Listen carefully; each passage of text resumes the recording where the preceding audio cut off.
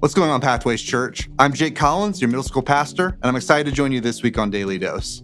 This week, we're continuing our journey through the Ten Commandments.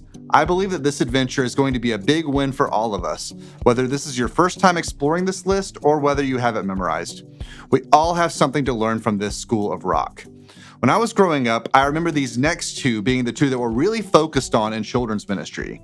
I guess the fear was that these were the two that kids our age were most likely to break. In Exodus 20, verse 15, we read, "You shall not steal."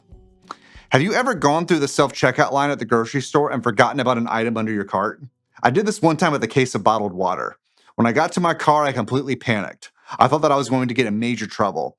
I took it back into the store, paid for it, and everything was totally fine. I don't know what I would have done if I had made it all the way home. In our culture, we often think of stealing as taking things from a store or similar place. Our minds might jump to examples from pop culture, like stealing a toothbrush or a can of tuna. Those are definitely types of stealing, but the picture here in Exodus seems to be more closely connected to stealing from a friend, a peer, or a neighbor. I remember being about 10 years old when there was a knock at our apartment door. It was my brother's friend and his mom. The mom had brought her son to our door to apologize to my brother for stealing money from him. Their friendship was never in question, but this third grader had a moment of greed and lapse in judgment that led him to take something that wasn't his.